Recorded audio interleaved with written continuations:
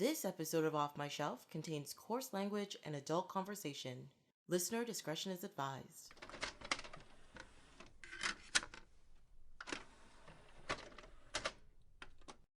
Hello, my name is Tracy James and welcome to Off My Shelf, a podcast about movies that are, well, off my shelf, where we go through my DVDs and talk about the movies in my collection. In this episode, Bennett Young is here to talk about the vigilante blacula in Blade and Blade 2. Welcome! Hello! Thank you for being here. Thank you for having me. Yes, as we sip our red-colored beverages to simulate, our intake of blood that is necessary for our existence. Yes, I've got this watermelon grapefruit Rev beverage here. I'm noticing that it has guarana and ginseng, just like stuff that's in energy drinks, I think. Yeah. So, but isn't that why it's called Rev? It's supposed to be like an alcoholic yeah, get energy you drink? revved up, right? Yeah. Vodka. But yeah, no, it's like I'm hoping that it has the same effect of like the blood when you're digging right into a nice juicy neck. It's not only that your thirst is being quenched, but it's that you're getting right. Yeah. revved Just up, don't be right? as messy of a drinker as vampires are. It's always all over their face and it's on their shirt. You're just like, dude, you must spend so much money on clothes because you can't get those stains out. Mm-hmm. You can't tell me what to do with my own body, but I will try not to get it all over your apartment. Okay, thank you very much. I thank you very much for this. While I, on the other hand, am drinking some sort of very cheap pre-made sangria that is, I'm going to say not very tasty, but it does the trick and I'm going to continue absorbing it. I will say it looks more like blood than this. This is like a bright red, sort of like a fruit punch or like a melted freezy at your kid's soccer game, and that's more of like a nice dark, maroon. Is maroon a dark color? Maroon's a dark color, right? Yeah, absolutely. All right. Like if you told me that was like a $200 bottle of like Burgundy, Sauvignon, French wine, then I would probably believe you. Yeah, until you taste it and you're just like, why is this bubbly? This is weird. Yes. I can taste the sulfites. Mm-hmm. Well, I don't know. I was going to say something and then it just fell out of my brain. So I'm just going to skip it. It's the way it works. That's why this isn't live radio. No. Oh, I would fail so miserably. People are like, what is she talking about? I don't know. Lots of stuttering. I have to go through and edit that out to make myself sound smart. Mm-hmm. Is it working? I think so. Yeah? I mean, this is pre-edited, but you seem pretty smart to me right now. Yes! Fake it till you make it, I tell you. It's working. Well, you know what else was working in 1998? The film industry? The film industry? In general, like linear media, like a monoculture where people actually knew about the same things at the same time, even if they weren't like previously in that niche. I'm going to say yes. I'm going to nod and smile and agree with you. Yeah. Yes, totally. That is true. Things like YouTube and crazy social media and people finding out about things and memes and viral campaigns and stuff didn't exist. But we had Blade, or technically, I think it's second black superhero movie. Oh, wow. What was the first? Actually, Spawn came out in 1997. Oh. But wait, what company does Spawn? Ooh, it's not Marvel. Because, especially since Black Panther came out, everybody's like, oh, it's the first black superhero movie. Marvel's doing great.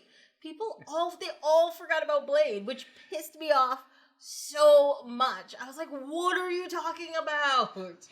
Like, it's not only not the first black superhero, but not even the first black Marvel superhero. Exactly. Which was hella frustrating. And, I mean, I would actually go ahead and say that this movie, the first one at least, was the first good Marvel superhero movie. Whoa. Easily. That's big talk. You heard it here first. I mean, what came before that? They had a Fantastic Four movie. They had a Spider-Man movie. There was a Captain America movie. There was the Hulk TV show. Oh. There was also... Wait, Thor was in something. I don't think it was a Thor movie, but he was in... that character was in something. I don't remember what it is. And then I think, did X-Men come out right before this? You are the Marvel superhero of this podcast. No, X-Men came out in 2000. So okay, yeah. So like there was like this was the first like good one. All of those movies that I listed, I know people are just like, "Oh, Captain America is a great movie." I'm like, no. You didn't see the Captain America movie from like 1984. It was horrible. See, now I gotta look up what year that actually was. Mm-hmm. Apparently, I don't know how to spell Captain. Sorry, 1990. It was all the way in 1990. I forgive you. Is that a 3.3 on IMDb, I spy? Oh, yes, it is. Very good. It also included Red Skull, and he had this motorcycle with this motorcycle helmet that was like this extra thing with wings on it. It was very difficult to watch. Nice. It was very difficult to watch. I mean, this presages Diddy Kong Racing by a little bit, but I'm pretty sure there's... Why do I associate wings on a helmet with Diddy Kong Racing? Can you help me out here? Doesn't he have wings? I'm pretty sure there's helmets. I'm pretty sure they're better advocates for safety in Diddy Kong Racing than they are in Mario Kart. Like, I'm a recognizable character. I'm Mario. I have to wear my hat all the time because I don't know. Maybe it is a hat or a helmet. Well, Diddy Kong is wearing a baseball hat, which is backwards. Mm-hmm. But there's other like non Donkey Kong characters in it, I think. Yeah, like Peach is in it. Well, technically she is Donkey Kong though. I don't know, this girl gorilla thing. I don't know. Yeah, we obviously have different areas of interest because you're all Diddy Kong and I'm all like really bad superhero movies from the early 90s. Well, yeah, like I mean, when I'm watching movies, I'm definitely viewing them through like a bad lens as opposed to is this a good movie lens. I kind of gave up on that during the middle of my film degree. Sorry, what do you mean like bad lens or is this a good movie lens? What does that mean? Like I did a film degree in university, and it's just too much stress. It's too much work to decide whether something is actually good or not, whether it's like copying something else, or whether it's being original, whatever. Like it's a lot easier and a lot more fun to just watch a movie and be like, oh, that fucking sucks. Oh, like I can see the wires. Oh, like that's absurd. That's just dumping a bunch of corn syrup and red food dye all over a wall. Yeah. And like, so wait, are you talking about The Shining? Is that what's happening right now? I'm talking about Blade. I only know how to talk about Blade today. So, you know, we might be getting a little ahead of ourselves here, but I'm definitely going to be reading this movie through how ridiculous is this movie, making fun of it type of lens. I totally agree that it's like night and day between the 70s Hulk and, you know, 1998 Blade. But it still has its kind of like classic shitty like movie moments. Oh, for sure, you know? For sure. One thing that I realized watching this first Blade movie is that I apparently remembered all of it, and I probably haven't watched this movie in maybe just under 10 years. I have not watched this movie at all. And it started and I was just like, oh yeah. Oh, that's gonna happen now. Oh, there's that thing. Oh, there's her. Oh, there's this. I was like, oh, I remember this movie from beginning to end. And I was shocked. And I must admit, I was kind of okay with it. I enjoyed watching this blood-filled claptrap of nonsense that was actually not horrible until the gigantic CG blood in the last couple of scenes. Which, like, I don't know why that's the thing that was just like, no, now I can't do this, but that was it. That's the thing that threw me off. It's definitely like a big budget, low budget action movie. Yeah, I mean, I think it's a product of its time. Yeah. Is what it is, you know? I mean, superhero movies at the time were occupying such a different niche than they are in 2019, right? I mean, like you didn't expect, you know, the new random Marvel character that they're putting on screen for the first time to be like the big summer hit necessarily. Well, I mean, even though it did pretty well. Yes, it did do pretty well.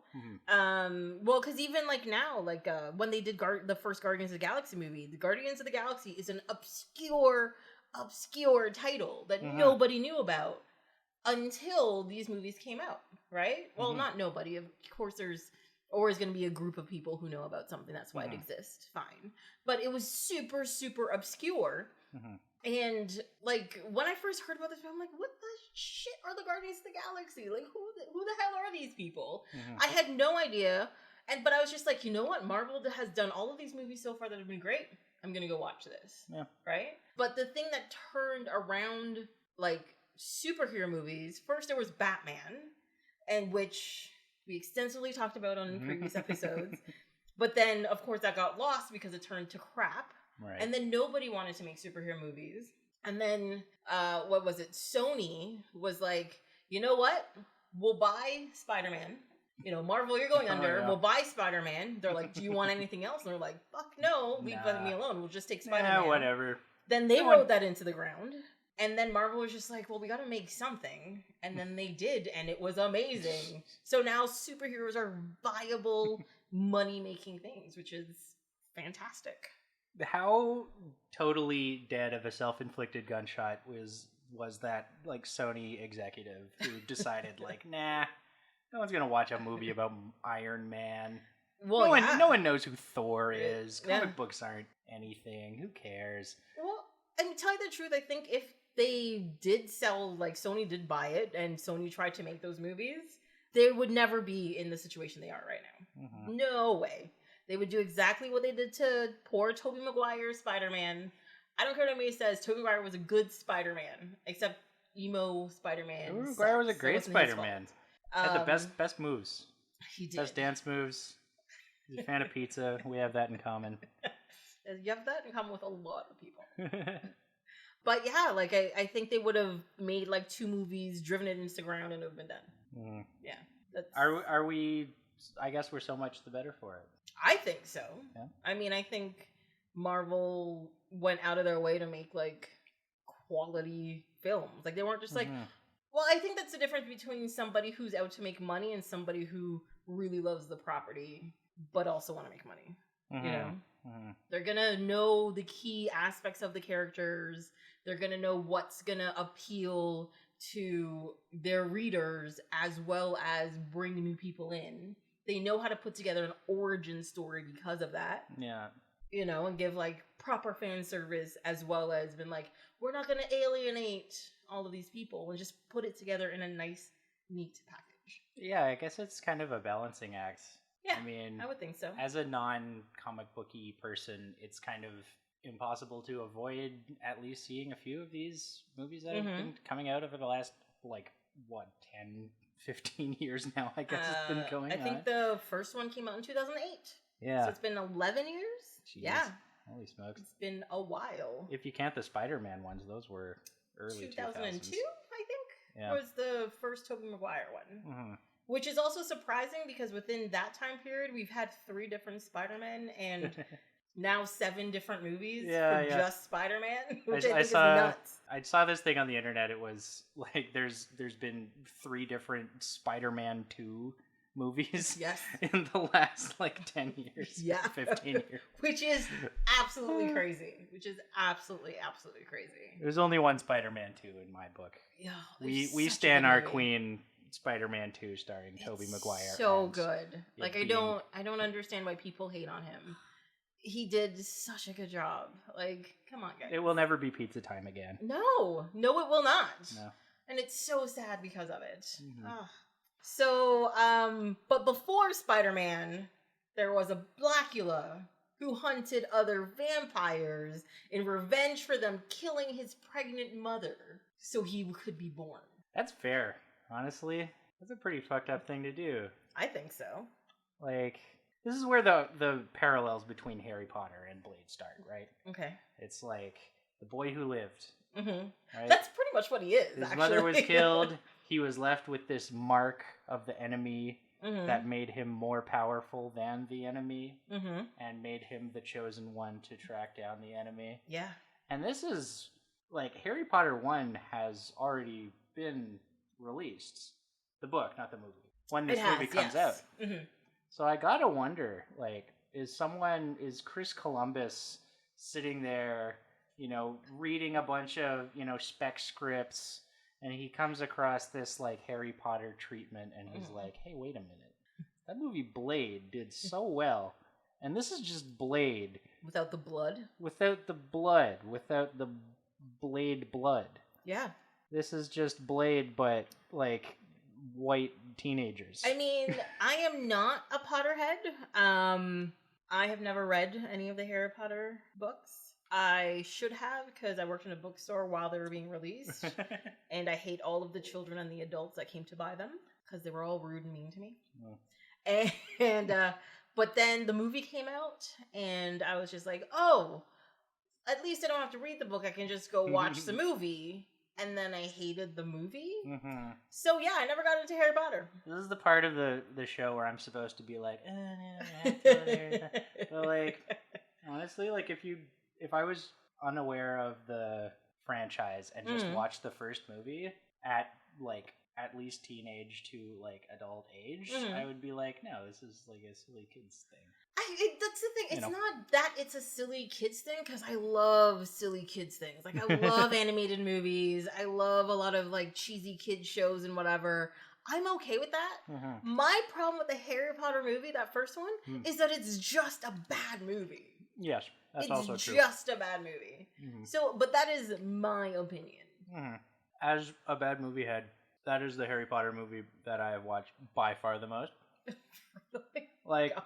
Yeah, that's like classic, like throw it on at the end of like a party night at 2 a.m. and like fall asleep while hanging all over the couch with like your limbs in 3 different time zones watching. Yeah, Hagrid, I know that too well. Yeah. Drag a giant Christmas tree into what's it called? Hogwarts.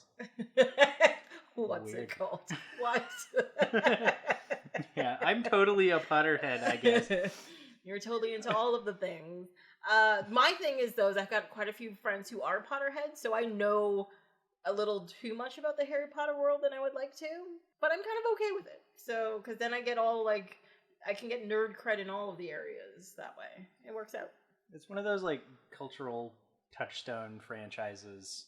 Like, I guess I'm, like, not that big into, like, Marvel, DC, like, cinematic universe stuff, but... Mm-hmm.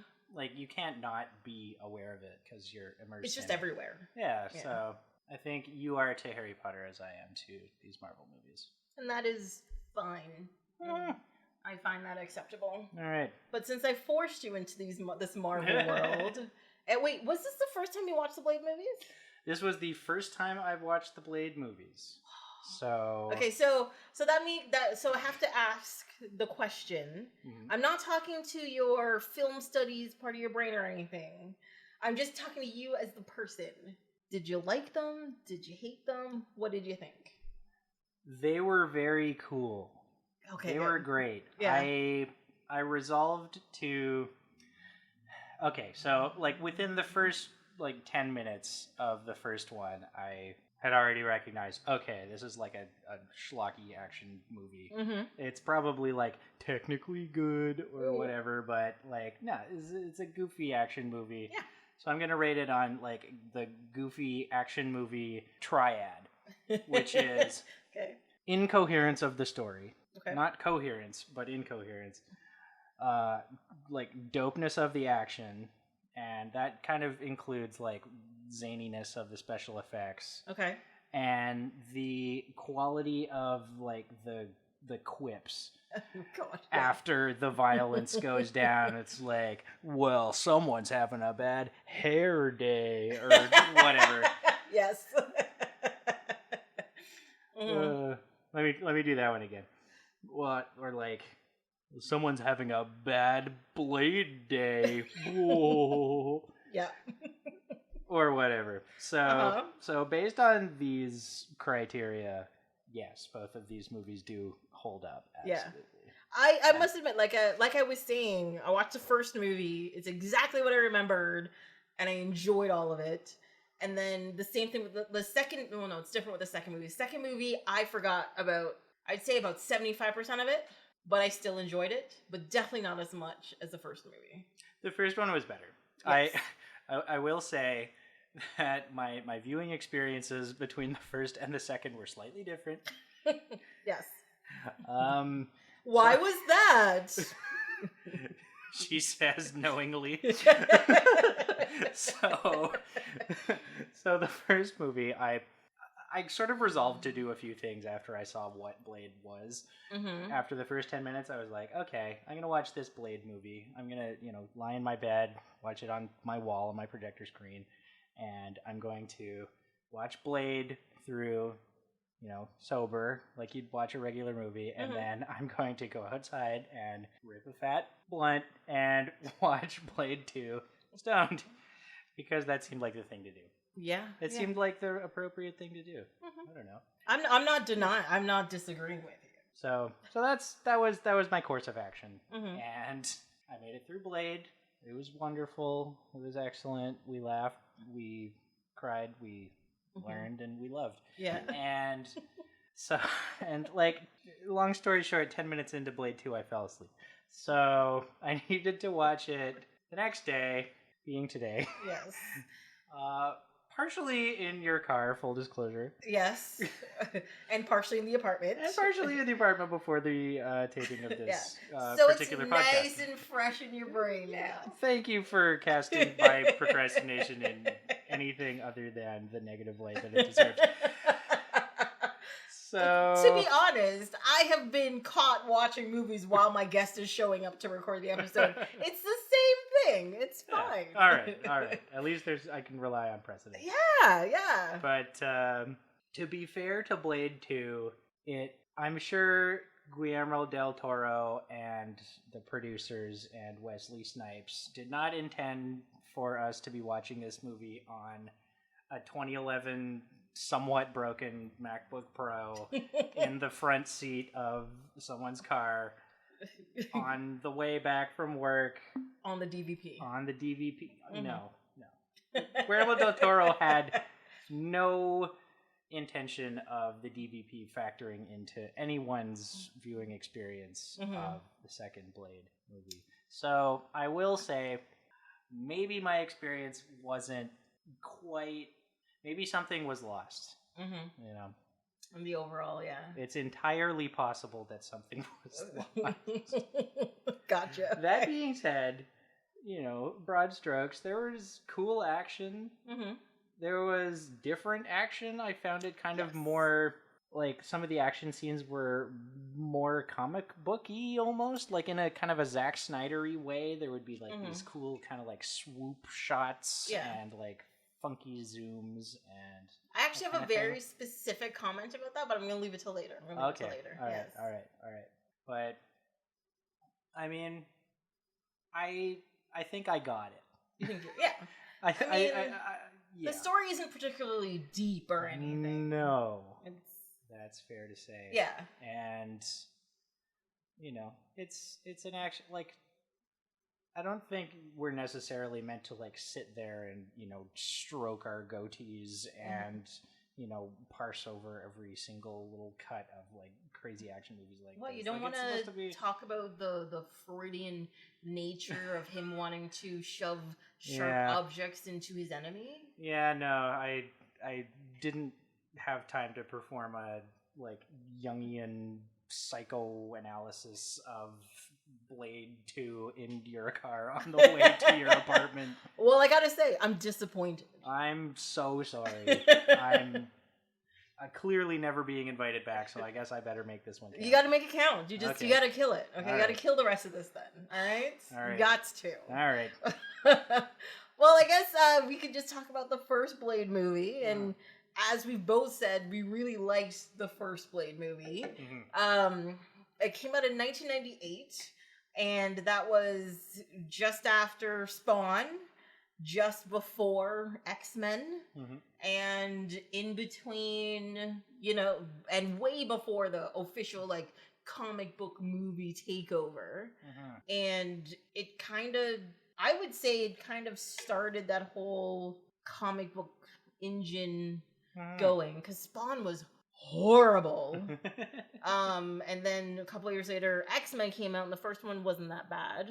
So then they kept making more, and which led to more stuff. So I'm gonna give props to Blade on that. There you go. So like, who's watching Blade in 1998 then? Like, I mean, I know I was. I saw this in the theater, and I remember loving it. I think when I saw it in the theater.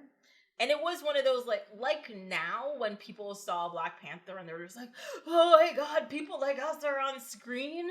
It was, like, Wesley Snipes was making his career, he, like, Passenger 57, and he did, Demolition Man, and all that kind of stuff.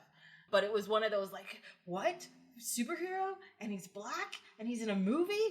What? But of course, it wasn't this kind of huge movement happening, right?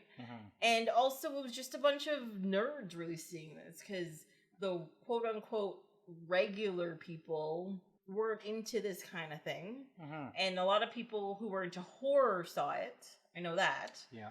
And they were disappointed because it wasn't scary. It's not meant to be. I mean, there's gross parts in it, but there's no, like, jump scares. There's no, like, I think there's one jump scare, like when Dr. I think her name is Dr. Jensen, when she and, like, her male nurse, like, ex-boyfriend person, like, they're dissecting this vampire, and, like, it seems like it's going to be this kind of, like, stereotypical, like, ooh, setting up their romance, and, like, they're probably going to get together at the end of the movie. Oh, cute.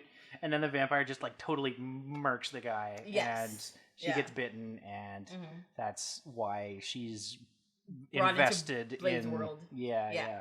But, like, that was spooky. Like, that... Yeah. I kind of... I don't know. That was a jump scare for me. And I guess the scene at the end where they are brought back together, where he's kind of like this zombified vampire, and, like, they throw her into that pit or whatever, and he comes out of the shadows and is, like, trying to, like, eat her. Yeah. I guess those two parts are kind of scary. Yeah. But a lot of it was more... It was either just, like, pure violence, or it was just kind of gross. A lot of it. Yeah. There was, like...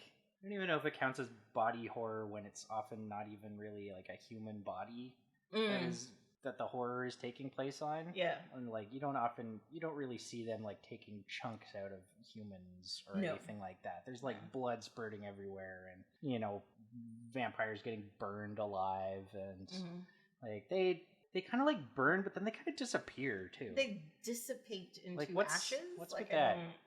I don't know, actually. Like, I understand, for example, like that one part with the vampire and they're, like, outside in the sunrise. I understand him burning up there. That was right? cool. But if you're just, stabbing one, why is he bursting into flame and disappearing into ashes? Yeah, that seemed kind of odd to me. Like, it kind of seemed like he was turning into mana or, like, coins or something like that. Like, that when Blade is going, like, sicko mode on vampires, it, like, really, really reminds me of those, like, 80s-y, 90s-y, like, arcade games where you have, like, the big plastic turquoise gun that has every kid in the world's boogers on it, and you're just, like, zapping zombies all over the place. Yeah.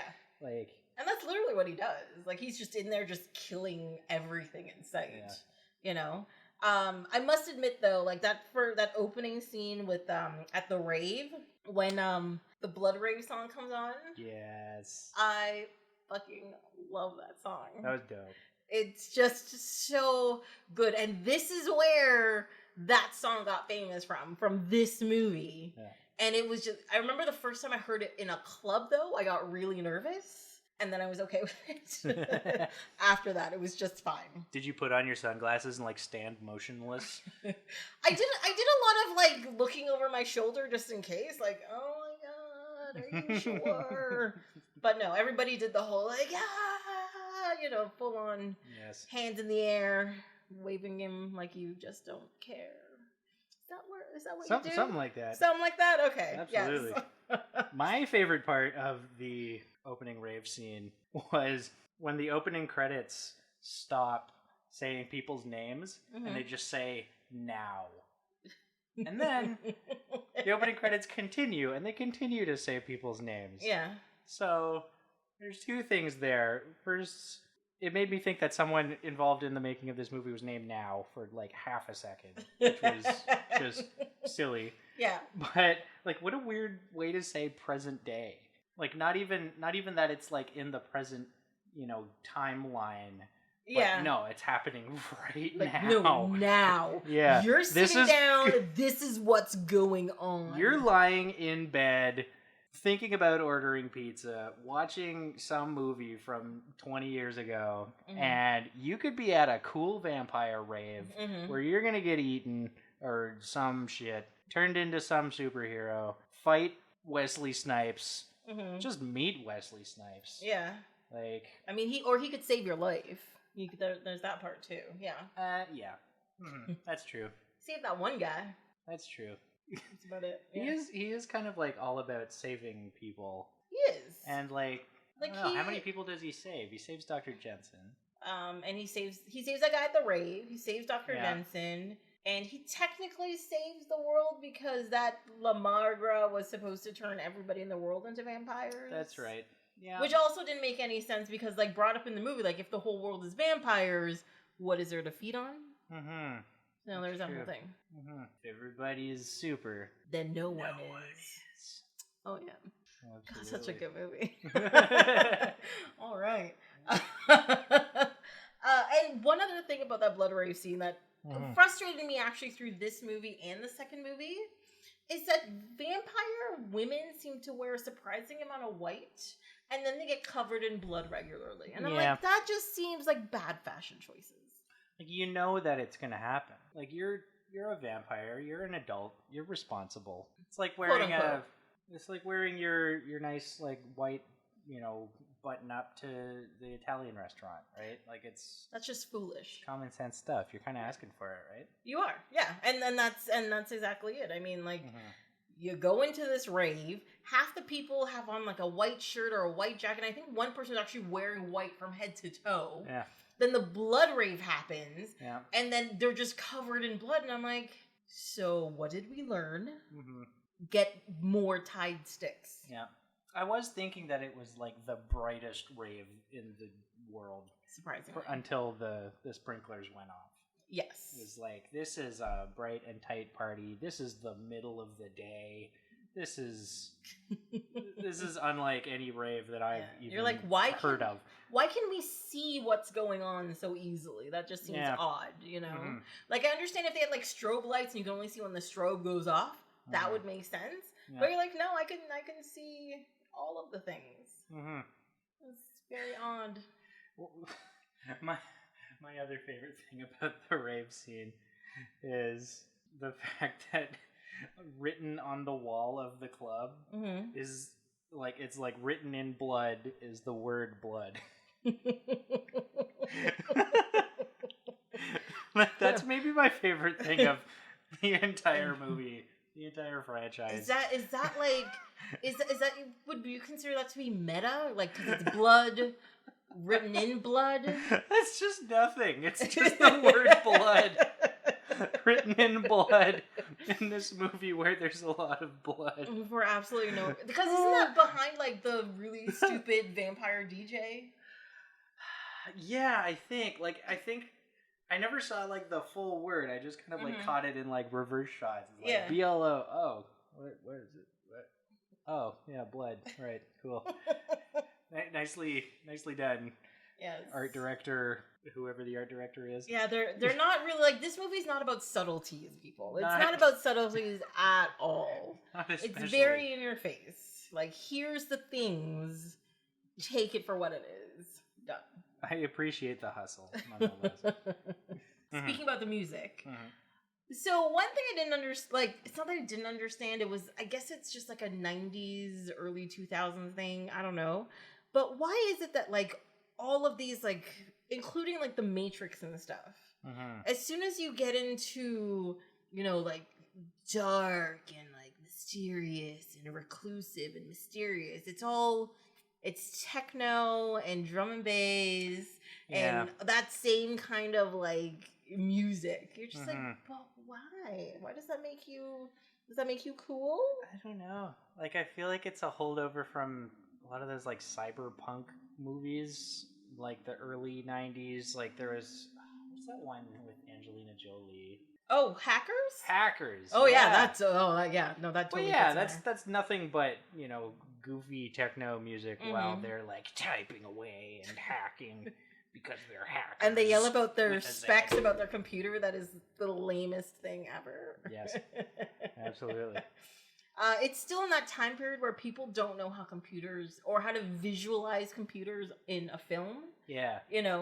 And like this movie too, they're like, oh, analysis complete. And then it goes into like a full rendering of something. And you're just like, what is this? What am I looking at? Why is there an animation playing on your computer randomly? Yeah.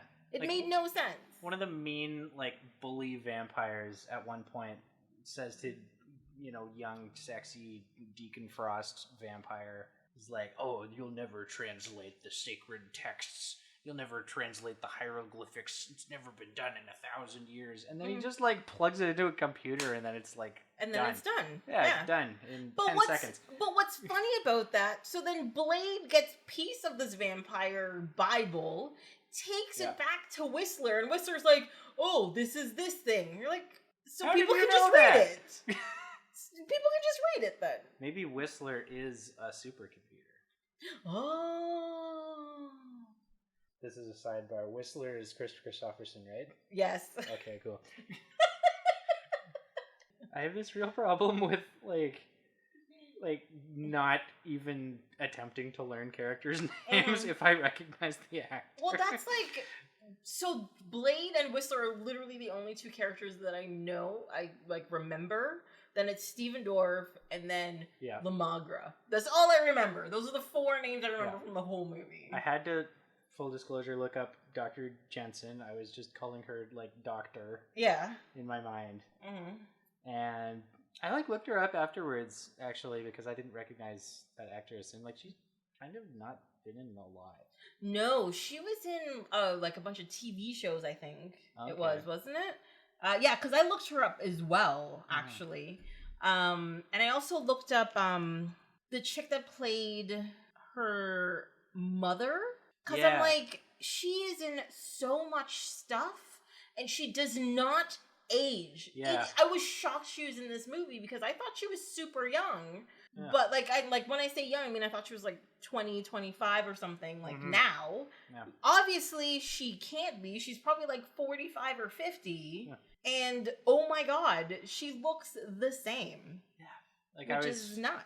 Gonna say I kind of got the Doctor and Blade's mom mixed up a little bit in my head because they don't even look that similar, but they're the same age. Yes. Yeah. Well, and that's the thing, because she's a vampire. She's not going to age after that, right? Yeah. So, but the girl who played the Doctor, her name is Imbushi Wright. Mm-hmm. And her claim to fame is, of course, Blade. She was in Dead Presidents, which I haven't seen in a really long time, so I don't really remember. And The Color of Love, which I don't know, and Fresh, which I also don't know. She was on Chappelle's Show, apparently. Okay. Yeah, those featured IMDb credits aren't to be trusted. Yeah. You gotta dig into the full No, but she really hasn't been in very much. Yeah, okay. She in Chappelle's Show is she was just a random character, yeah. Trainee policeman number 4. She was Calvin's girlfriend in episode 2.2 in 2004. Super. Yeah, there you go. I got nothing. All right. Yeah, and surprisingly, most of the stuff she did was before Blade. And then after Blade, she kind of just petered out. 2018 was her last thing. Mm-hmm. Maybe she was just maybe acting isn't my thing, because that kind of happens to people. Or sometimes the other thing is, too, is you just can't find your space, your niche. Yeah. Or you're, something else comes up, oh, hey, I'm not actually as into acting as I thought. Oh, hey, I want to have a family. Oh, hey, I don't want to have to put up with all the creepy casting bullshit. Mm-hmm. That's true. Mm-hmm. Well, the mother was played by Sanaa Lathan, and she was that's why I recognize her so clearly, because we just did Alien vs. Predator. She's the climber chick. She's her. Oh, okay. Yeah, and she was born in 1971. She's jeez. She looks amazing. Like, it's kind of ridiculous. She's playing Wesley Snipes' mom at the age of 27. Yeah. I mean, what are you gonna do? Like, yeah, she's gonna be in the new Harley Quinn TV show as Catwoman. Harley Quinn TV show? Yeah, I'm not really looking forward to it. The Halloween costumes are gonna come back. Yeah. God, that was a difficult year.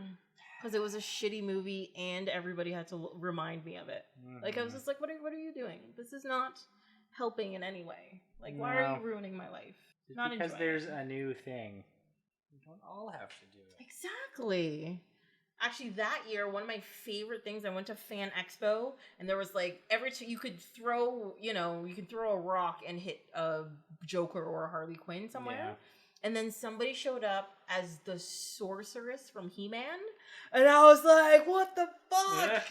You are the greatest person I've ever met in my life. Because nobody does the Sorceress from He-Man. And it was beautiful. And she did such a beautiful job at it. It was just amazing. And you have no idea what I'm talking about. Not especially. I've heard of He-Man. That's God. where that video that's like, I wanna wake up in the morning and I go outside and I go up real high. I'm sorry, yes. It's like proto. I need some more. Come on. I'm pretty sure that's like proto meme music. But I'm gonna have to look that up. That is He-Man. Or oh, I see. You just wanted to watch me flop. Yes. Okay, yes, cool. yes, I did. Nice. Or Prince Adam, if you'd like to call him that or whatever. Cool. When he goes to Grayskull, it's the sorceress that's there that gives him the sword. Okay. And he goes, for the power of Grayskull, I am He-Man. Mm-hmm. And then he turns into He-Man. Yeah. Then Cringer turns into Battle Cat. Right. And then they fight Skeletor. Right. And then the He-Man Hey Ya Ya Ya song for 10 hours, that's when that plays, right? Yes. Like the 10 hour Totally. Right. Okay. Totally, yes. Right. You're on the money. You're on the money. Gotcha. Yes. Gotcha. Yeah, I know He-Man. Oh, you're killing He-Man's me great. I have a note here about, so remember when she goes back to her apartment and that white officer who's the familiar. Oh yeah. Right? Comes to kill her. There was nothing normal about that scene. No, there was nothing normal about it. Especially when they get outside and you have a black guy and a black woman beating the shit out of a white guy who's a cop in public and everybody's walking by on the cop car. On the cop car. They have him bent over his own car. They're just wailing on him. This giant black dude and this shrimpy little white cop in the middle of the city. One of the key themes of these movies is people blatantly committing crimes fully in public and just no one cares. Yeah. That's what is that called? A crowd apathy or pedestrian apathy or whatever? There was that case in the 50s where a woman was murdered in New York and supposedly 50 people witnessed it. Yeah. Or, were aware, heard her yelling or whatever, and just didn't do even anything, right? Not too long ago, there was this.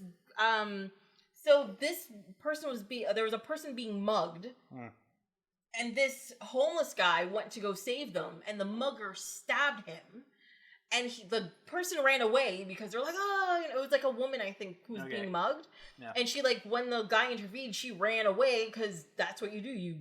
It's flight, if you're not going to fight. Yeah. And so she ran away. And then, so this homeless guy got stabbed and he's literally crawling down the sidewalk, asking people for help. And there's continuous video from different businesses showing him reaching for people, asking for help. People are just like, ew, and passing by him. And you're just like, oh my God. Bystander apathy. And that's what it is. Bystander apathy. That's you're in school and there's a bully's fighting up a wimpy kid and you're like, I should do something. And then you don't. Bystander apathy. Yeah. That's what that is. Because it's everyone, if everyone decided to help at the same time, it'd be wonderful. Or even if one person decided to help, somebody else would do it. Yeah. That's right. But no one is going to be that first person to do it. Because they don't want to be the only person to help and then have to take on the entire responsibility. Situation. Yeah. Yeah. And the thing is that most people are just like, oh, I would never do that. You've probably already done it. Mm-hmm. Or you've probably will do it at some point in time, whether you want. No matter how good of a person you are, totally. That's going to happen to you at some point in time where you don't step in where you think you should have. And that's exactly what that is. Yeah. Yeah. I don't know. I think it's just human nature. It's one of the reasons that cities kind of suck. Yes. Yeah. Living in a city is kind of this Kafkaesque hellscape. Well, because your automatic thought, is that guy's going to do it? Yeah. Or, that other person is going to take care of it. Oh, what am I supposed to do? There's somebody else is more qualified to do whatever. That's what you're going to think, or what am I supposed to do exactly? Yeah. And boom, then it's over. Yeah. But, that wasn't my thought when I watched this initially, but it's a good point. But my thought was where's the racist white lady when you need her? Yeah. Because in that instance, I think it would be warranted. Yeah. That scene turns right around because, at the start, he is just in her place. He's in her apartment. Yeah. And she's, very understandably hey, what the hell? What are you doing in here? And he was hey, whoa, the door was open. My first thought was what? You're running for your life and you left your door open? I would automatically open door, close door, lock door. That's how that works. That's true. That's a very fair point. Mm-hmm. Also, I'm pretty sure cops don't just get to walk into your place if the door is open. Well, technically there is if there is what? Oh, shit. If they're really suspected of a crime or something. Yeah, it's something. Open. It's something to do with that. If there's it's imminent danger, or if they're suspecting something bad is happening or whatever. Okay. They're technically allowed to go in.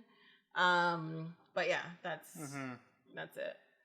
We're stuck up here in Canada, expecting the police to behave even somewhat reasonably.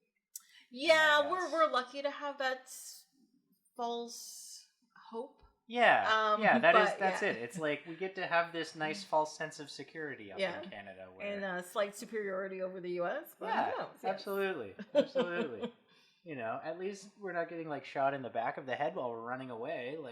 That's if we're getting arrested for trumped up charges or something like that, at least it isn't. It's true. It's at least not getting shot in the back of the head. That's true. I actually think most of the world right now is kind of we're better than the States, which most of them aren't. Most of us aren't, I should say, maybe. I don't know. But yeah, where are your most of your listeners from? I think Canada right now. Okay. Yeah. Oh, nice. And some in the Caribbean. I know that it's mostly family in the Caribbean. I'll tell you that. But yeah, no, I really should look at my demographics more. I don't really know that much. Speaking of bystander apathy, two things that I noticed. There is an awful lot of paper blowing around this city. Yes. Holy mackerel. I guess it's 1998. Newspapers are probably still a pretty mainstream thing. There's probably a lot of paper waste that goes on in a big city. But it's that gritty crane shot where there's all the paper blowing around the ground. Yeah, and the hero is walking into the distance in the dark, right? Yeah. It's city tumbleweed is the paper blowing in the wind. Yeah, that is what it is. That's absolutely true. And so there's that, and then there's also just random fires burning in alleys all the time. But only when the villain is walking down. You've never noticed that before? Right? It totally happens everywhere. I guess I've never run into a villain in an alley. That's true. How about an arch nemesis? I know where my arch nemesis is at all times, and I intend, and I make sure that I'm never in the same alley. Or if we are, then it's me that's creeping up on them. Yeah. And I guess when that happens, fires do spontaneously light and, just kind of frame my face nicely while I do my little bad guy soliloquy. So no, you're right. So do you think the flames ignite from your hatred for them, or is it that their evilness ignites the fire? I think it's I think when you're about to launch into like a really nice monologue, there's been enough like good stories told over the years that the Earth is just like, yeah, he about to do it. He about to do it. So they're flames of a certain type of passion, is what you're saying. No, I think it's purely aesthetic. It's just to light your face. Oh, okay, gotcha. Yeah, so like and to look menacing. Like the universe knows. You're like, no, we need good lighting for this because shit's gonna happen. Oh yeah. Boom. Like, what do they call it? It's like pathetic fallacy, right? It's like. I better look up what that means. I said, like I know what that means, but I better look up what that means first. But yeah, sorry, pathetic fallacy. Yeah, so that's like it's like the environment reacting to like the emotion of the situation. That's going on, right? So it's like if I'm about to say something like really, really cool. Yeah, and lightning strikes. That's right. The fires spring up, and I'm like, well. If it isn't Mr. Blade. Yeah. More like Mr. Butterknife. Ha, ha, ha. And then my henchmen are just, like, cracking their knuckles and, like, giggling along, and they're slightly shorter than me. And then the fight's about to start? Yeah. Gotcha. Okay. Pathetic fallacy it is. I will remember that in every rom-com when it just suddenly starts to rain on a sunny day for no reason. Yeah, exactly. Gotcha. Okay. That makes sense. That is some pathetic fallacy, if you ask me. Seriously. You're just like, come on. Up top. High five. Thank you. Sure. Let's see. So Pearl, the archivist. Oh, hell yeah. Ew. Oh yeah.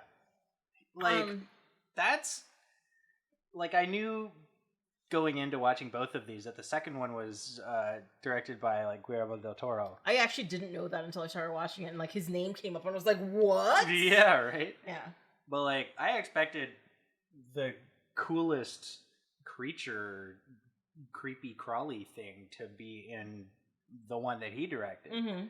But no, it was Pearl. It was in the first one.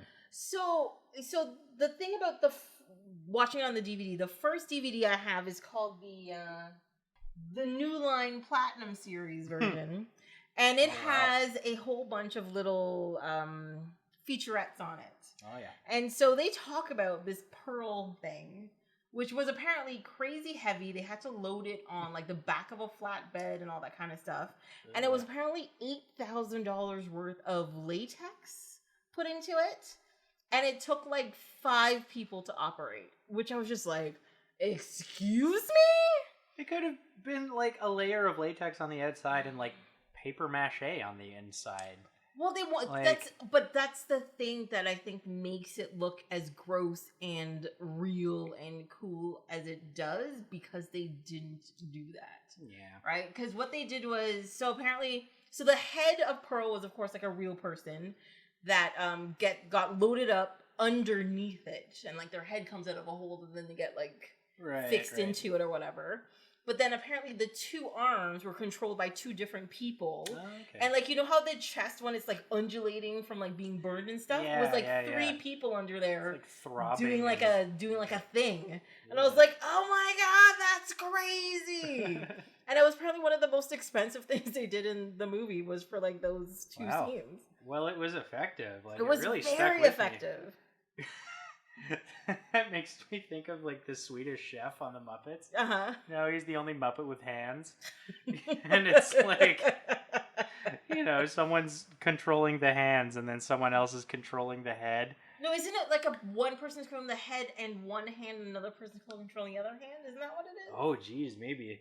I don't know. He's a little too dexterous for that. Like, I would think that like because he's doing things with both of his hands, it would be pretty impressive if it was 2 different sets of hands. Or no, see, I think I'm thinking of like Kermit and stuff. Yeah. Because them being like the Muppets, it's like one person is his face and one hand, and the other person is a different hand. So maybe that's what I'm thinking. That's right. I think that's right.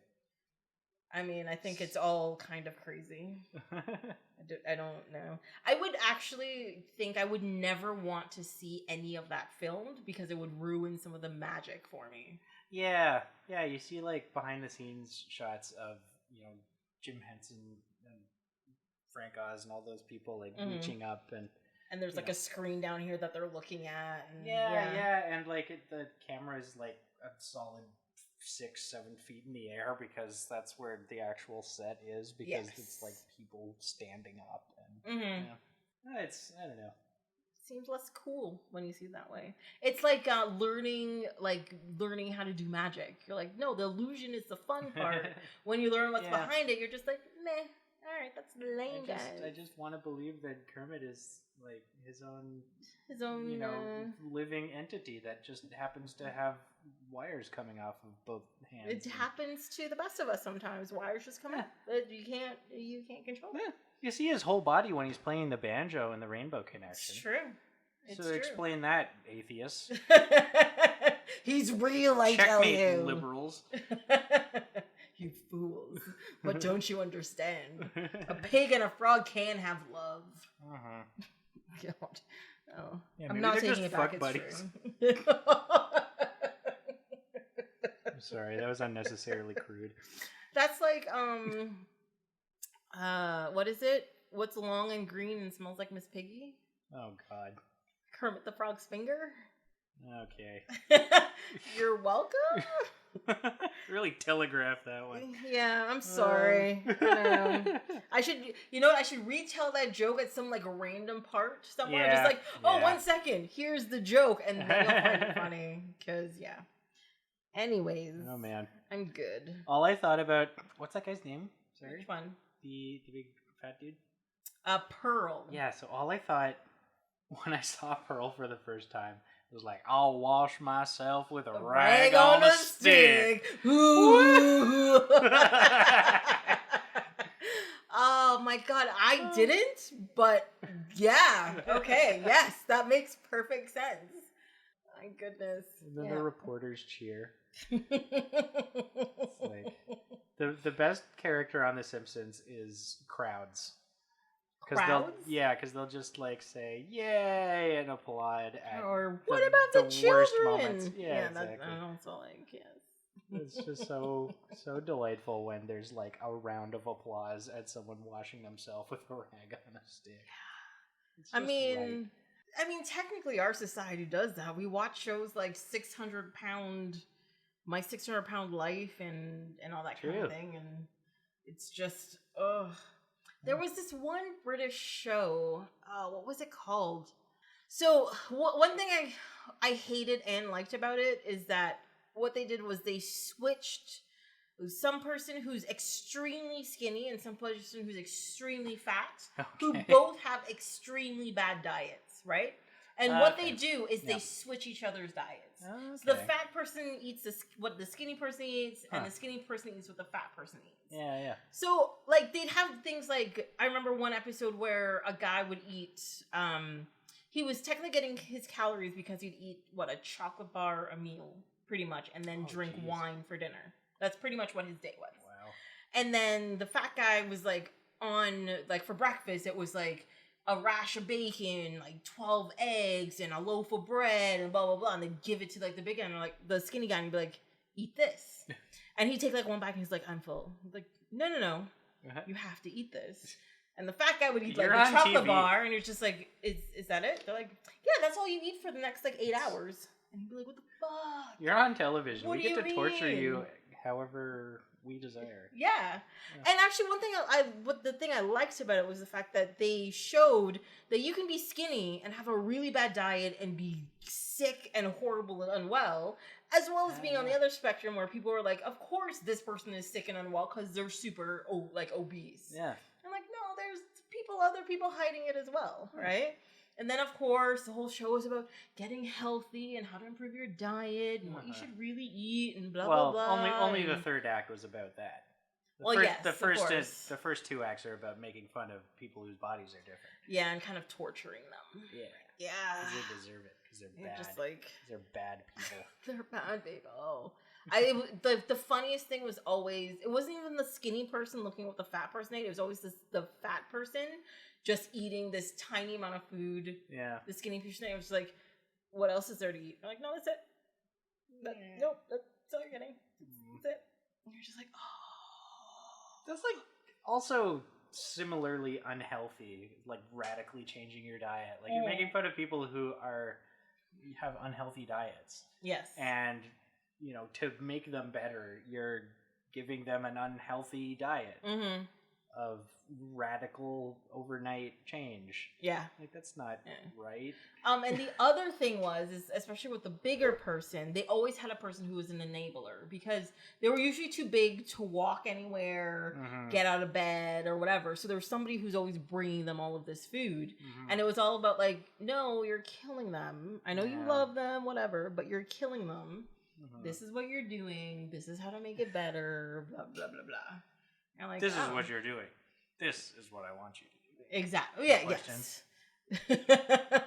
That Master of Disguise reference doesn't work as well on podcast form, I guess. No, that is very true. This is my segue into asking to be on the Master of Disguise episode. There's no Master of Disguise episode. I'm sorry. I mean, no. Tell you the truth, not sorry. Not sorry at all.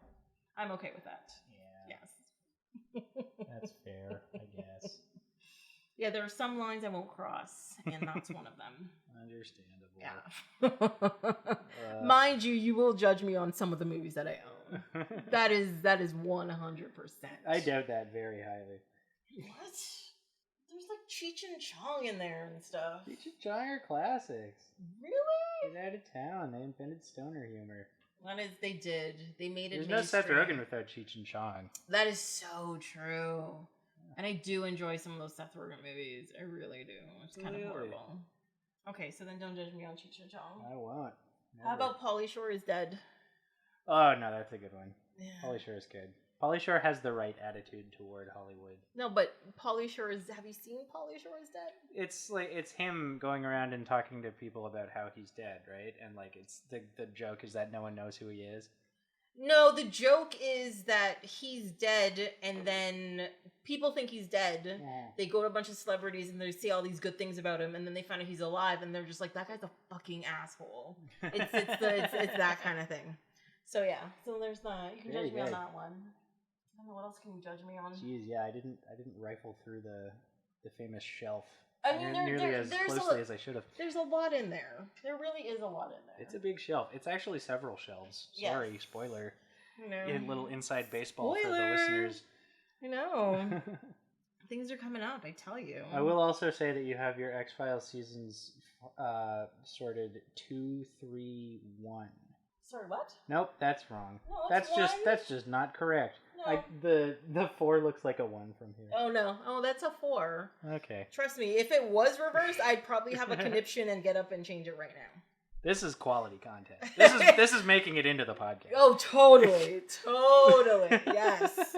My organizational thing. The funny thing is that actually a few times I tried to do the high fidelity thing where, put it in like, there was chronological order, right. And then there was like meaning, and then there was like stages in life and blah, blah, blah. Mm-hmm. And then when I did it, I was like, I did chronological order first. And then I was like, I can't find anything. I don't know when anything was made. Yeah. And then the second time I was like, oh, meaning. And I was like, everything needed to be first. And I was like, everything either like was in first or was last. And I didn't know how to fill in the in-between. I was like, this is too stressful. Put it back in alphabetical order, done. And that like changes day to day. Like, It does. It really does. Trying to watch some like weepy coming of age drama all the time. That's true. I got to be in a mood to watch Stand By Me. But like when I'm in that mood, that's like S tier stuff. Oh, but, yeah. For sure. But, quality. It's not always time for that. No. Sometimes it's time for Blade. Yes. And sometimes it's time for George of the Jungle. No, I don't have George of the Jungle. I have Curious George. Sorry. Oh, okay. George. That's different. Love Curious George. Who's too sick? Quality soundtrack. It's quality. Yeah, it's Jack Johnson? Yeah. It's beautiful. Hell yeah. Should we continue talking about Blade? I suppose so. I do have a couple more notes about Blade. As I assume you do as well. Yes, I have a few. Yeah.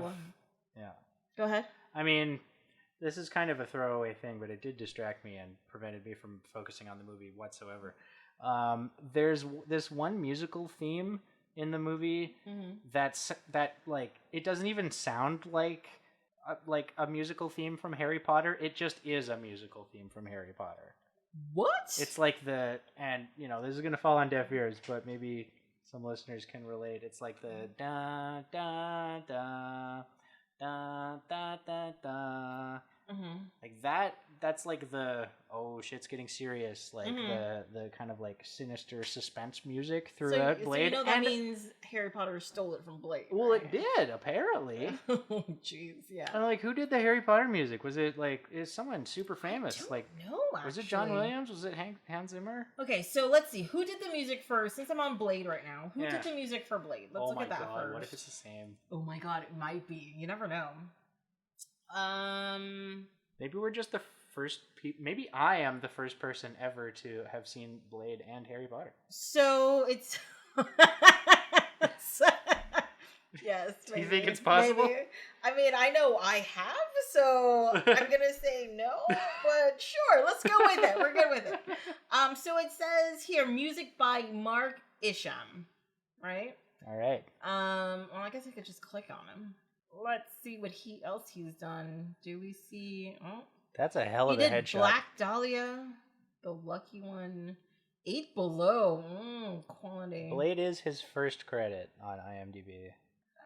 Makes me think that he didn't do the music for Harry Potter. Harry Potter is totally someone like turbo famous.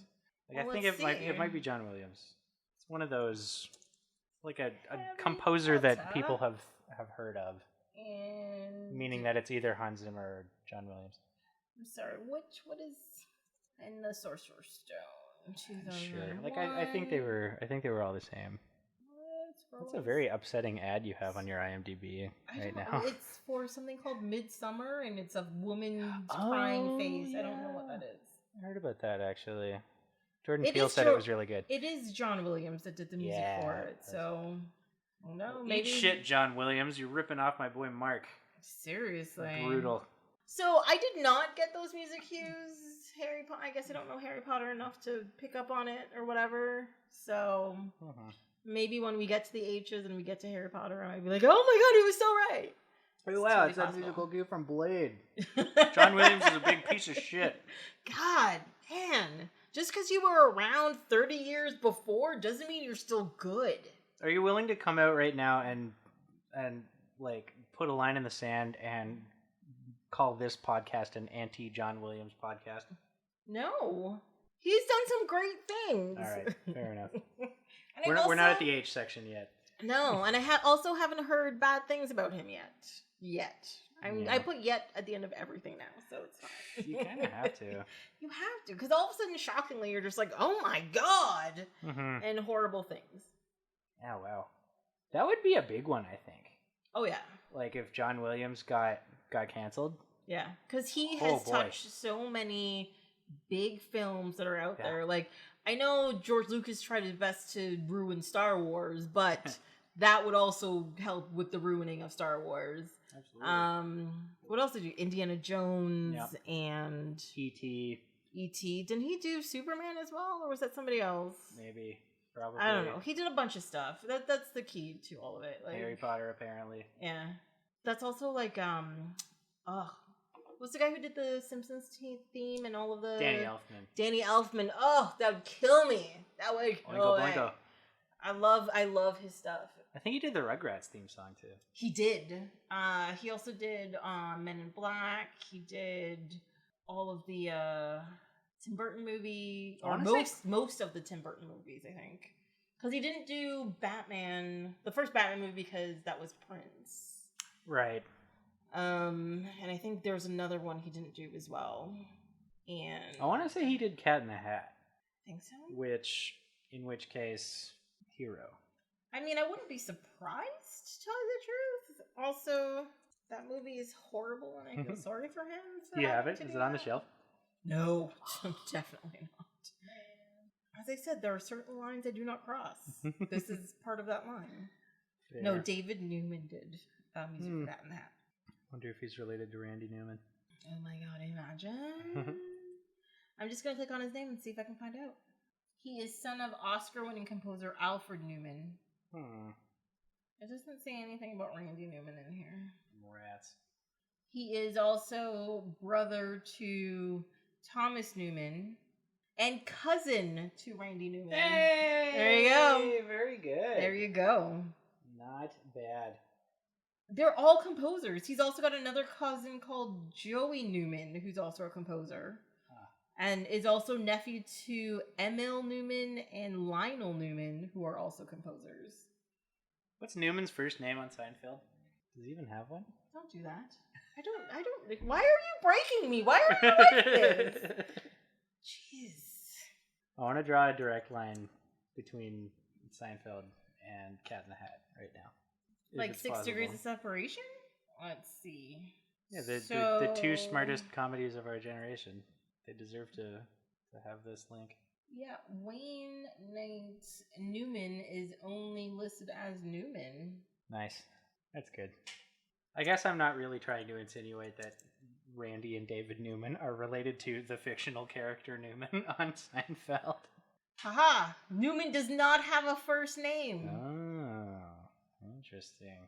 But he is accidentally called Norman by a farmer's daughter in the episode The Bottle Deposit.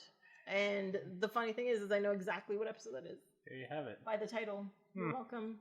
You know, random knowledge in my brain. Thank you. Yeah. Next.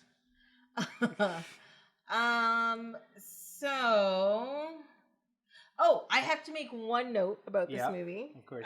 Well, technically it's about both movies. Yeah. And it has to do with silver. Oh. So, one thing in both movies that's made clear is that Blade uses silver on almost all of his weaponry. Yeah, he never stops. He never shuts up about silver nitrate. Silver. Yes, exactly. Silver nitrate and garlic oil. Yes. Or whatever the hell. Yes. And, wait, what's the stuff the hematologist gives him that's, like, supposed to counteract some other disease, but it makes them explode or whatever?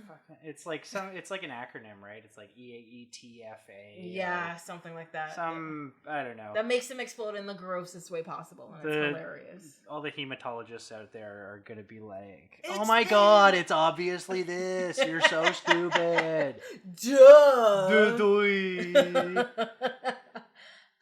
But yeah, so I was sitting there thinking about all the silver that he's using. And then especially in his gun, which is a automatic weapon that he's shooting all the time and shooting up all these bullets, I'm like, how much silver is this man using? Like, it's crazy. Mm-hmm. So I did some calculations. Ooh. I did. Math. Right. Mathematical. So rhombus. So first of all, I have to figure out what gun he was using. Of course. So technically his gun is not the semi-automatic, but the automatic gun he was using is actually based off of a Mach 11 subcompact machine pistol. Shit. FYI. Which fires a .38 ACP round. I don't know what any of that means, but that's what it is. All the American listeners are like, of course, it's some compact that fires an ACP 138. Sorry. And each one of those bullets weighs approximately 6 grams. And his gun, that gun, can fire up to 1,200 rounds a minute. 1,200. Oh my. That is a lot of bullets. Absolutely. So, and currently, did a little Googling. Mm-hmm. Currently, silver is priced at 49 cents a gram. Right? Okay. So that is $2.94 per round. Right. Therefore, he's expending $3,528 a minute to kill vampires. 2 things. First, Blade is that bitch, and he will spare no expense to blow these motherfuckers out of the realm that we're currently inhabiting. Yes. Second of all, what was the price of silver in 1998? Oh, that is okay. So now you're calling me out on my calculations. I'm sorry that we live in this call-out culture now, but I gotta do it. I'm sorry. Hashtag sorry, not sorry. Whatever. In 1998, It just says 1998, $5.54, and I don't understand if that's. It doesn't say a weight or anything. So I'm just like, just I don't. in 1998, $5.54. $5.54. Yeah, I don't. Okay. I don't know what that means. No, that clears it up. No, think about it this way: 1998. Oh, it's per ounce. Oh, that ruins everything. Okay, yeah, never mind. Hold on. Convert ounce. I'm just gonna do that just in case it's funny. Like think about it this way. So an ounce is 28 grams. 28.3 grams. Okay. Hold on. Okay. We're gonna do more calculating, people. All right. More calculating is happening. So that means, so it's 554 divided by 28.3. So that's 19. Well, we'll round it up to 20 cents per gram. Okay, so that's a little less than half. Right? It's a little less than half. So, but that's still, what number did I just say? That's still what, like $1,500 a minute? Something like 15, that. 16, $1,700 a minute. Jeez. Yeah, that's still a lot of money, and especially with inflation. And especially with like workers' wages not rising, workers' real purchasing power not rising with inflation. Mm-hmm. You know, Blade was probably more able to afford that at the time than he is now. But he's still expected to pay the exact same price for silver, the exact same price for rent, the exact same price for food. Yep. And he's still expected to kill all these vampires who are definitely like globalist elites who have never had to pay anything in their lives. It's ridiculous.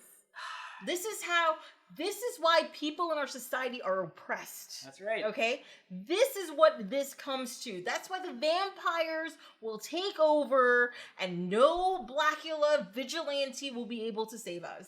FYI. I'm worried that this is turning into InfoWars. I don't want that to happen.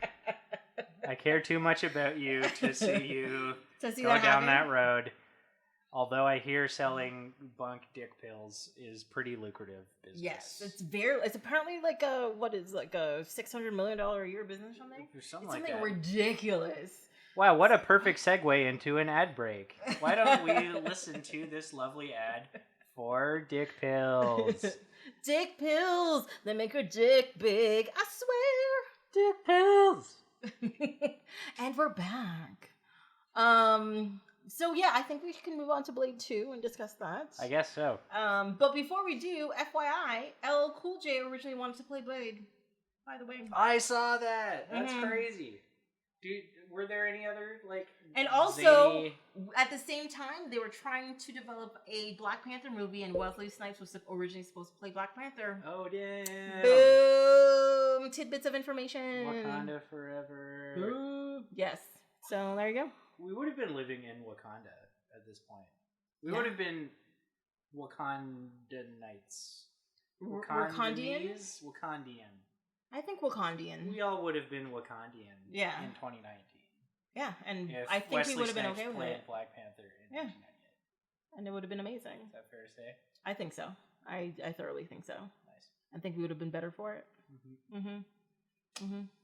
What are you going to do? Yeah, I mean, you can't turn back time. Or can you? All right, Blade 2! So, 4 years later, Blade's been put away for a little while. He comes back and they're like, no, we're going to kick some ass, get some more blood out there. Yep. We're going to kill some shit, make this happen. More vampires. And he comes back. He really is an abject failure in the first movie. He doesn't kill all the vampires. The vampires are still a threat. Yes, but he does stop them from taking over the world, though. That's true. Yes. Okay, fair enough. But this one he comes back, and he's still going around the world, stopping the vampires, but then he gets recruited by a vampire group because they are scared because they're being hunted. That's AKA, right. The enemy of my enemy is my friend. That's right. Right? Yeah. And we go from there. It's horrible to see the level of vampire on vampire crime that's going on. It's so sad. This franchise. It's so sad. might be a metaphor for something. I don't know. I couldn't What's really funny, in a lot of other vampire movies, they actually insist that, like, a vampire cannot kill another vampire. Or else it's against our society, and we will have to put you to quote-unquote death for it. I mean, in your classic vampire movies, like Nosferatu and all that, like, there's one vampire. Yes. Right? Dracula, one vampire. Like, when did there start being, dozens of vampires? When did vampires become, like, a race instead of, like, an individual?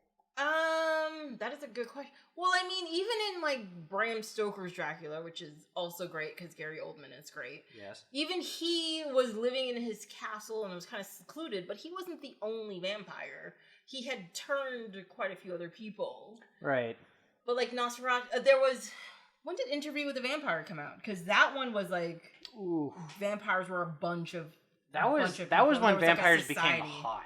Yeah, they were, like, sexy. Because vampires before that were, like, they were ugly. Like, they were gross. Yeah, they were weird baldos. They were really skinny and menacing. And all of a sudden they had long, luxurious locks and were Scientologists. And Interview with the Vampire came out in 1994. So, yes. There you go. So, I would say around then, where it was a structured society where they became, like, a race. Okay.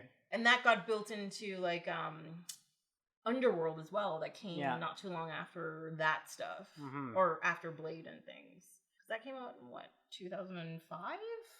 2003. Just 1 year after that one. There you go. Yeah. There you have it. I mean, the first note that I have on Blade 2 is, quote, IDKY, I'm only realizing now that this is just Buffy. Well, it's not. No, you're wrong. Go on. Because I'm sorry. Wait. What you're saying is this Buffy, or this is pretty much just Buffy? Yes. Are you basing that on the movie or the TV show? There's a Buffy movie? It's over there. I'm sorry. Dude. I'm so sorry, dude. Yes, there is a Buffy TV movie. The Buffy stans were on board, and then they just jumped off board. I had them for a second there. Oh well. Wow. Yeah. No, I'm very much I like the Buffy the Vampire Slayer movie, and people hate me for it because they're like, Buffy the Vampire TV show was amazing, and I'm just like, meh. I've also lost those people. Yes. Yeah. So I guess I'm basing it on the show. Okay. And I guess I'm basing it on, there's this normal, vampire figure who's just trying to live their life, but they also have to take out all of the vampire horde that are threatening to take over the world or whatever. Wait, at some point in time Buffy becomes a vampire? I guess she's not, but like she has she has this like special designation where she's able to kill the vampires. She's a slayer, yeah. Yeah, and like she's this, special chosen person who has a particular set of skills, and Blade is obviously so like there's yes she doesn't know where, she doesn't know when, but she will find all of the vampires, and she will kill them. Yes. Can I try that again with an Irish accent? What, except for Angel and Spike, apparently? She doesn't know where. She doesn't know when. But she will find them. She will kill them. Oh, God. And then everybody turns the bucket off. They're like, no, I'm done. I think that was like Sean Connery. I don't think that was Liam Neeson. That was the wrong... that was the wrong person, nationality, and generation. No, what I like about Blade 2, or the opening of Blade 2 anyway, because the opening of Blade 1 was, pretty spectacular. It was an excellent cold open. It really got you into it right away. And Blade 2, he kind of it's just like voiceover over the opening credits. It is. It's like, hey everyone, I'm Blade. And I'm kind of a vampire. Movie. Yeah, this is what happened in the first movie. I'm kind of a vampire, I guess. And I guess I have to kill the vampires. I don't know. Yeah. I don't know. Whatever. Well, I tell you the truth, I don't understand why they did that, because as soon as that is finished and you actually get into the movie, that first part and like the blood bank and everything is just so cool and so well done. Yeah. That could have just been the beginning of the movie. Yeah. And they could have gone from there. They come back to it later. Yeah. It's the climax. It's cool. It's dope. But yeah, I don't know. They didn't jump right in. Yeah. Like they did in the first one. No, I would have liked to see that. I think it was 4 years later and people were like, people forgot. We've got to tell them again. You're like, no, you really don't. I guess that's the problem with the sequel, right? Like you can't only assume that you're only going to get people who've seen the first one. Like you have to appeal to people who might be seeing Blade 2 without seeing Blade, right? Yeah. But the thing is there's enough exposition in this movie for them to figure it out. Because especially when the other vampire society shows up or whatever to take him in, they're like, you are the Daywalker who hunts us, blah, blah, blah, blah, blah, blah, blah. Yeah. They tell his whole backstory. So you wouldn't have needed to see the first movie to understand the dynamic. Absolutely. It would have been there. And this is like early in Guillermo del Toro's career. Like I'm not the best film historian ever, but like this, it kind of does seem to happen where as directors get older and, they become more established, they get final cut and they get a little more clout and they're able to say like, no, I know what I'm doing. This, narrative element is fine the way it is. We don't need this goofy voiceover over the opening credits. But I think this is like, Blade 2 is Guillermo's like third feature or something like that. It is before Pan's Labyrinth, and that's where he gets. And that's his career-making moment, right? Like, yeah, I think it's right before Hellboy. Pan's Labyrinth is before Hellboy, is it? And he did the second Hellboy movie, not the first one. Okay, because like it's I saw Ron Perlman and I was like ha ha ha. He about to do it. So yeah, he did Blade 2. Oh, he did do the first Hellboy. Why did I think he wasn't the first Hellboy? Yeah. And then Pan's Labyrinth, and then Hellboy 2. Right. And then Pacific Rim, his opus. Yeah, I guess there's only a few years before each of those. Yeah. It seems like Pacific Rim was really recently, and like Pan's Labyrinth was forever ago.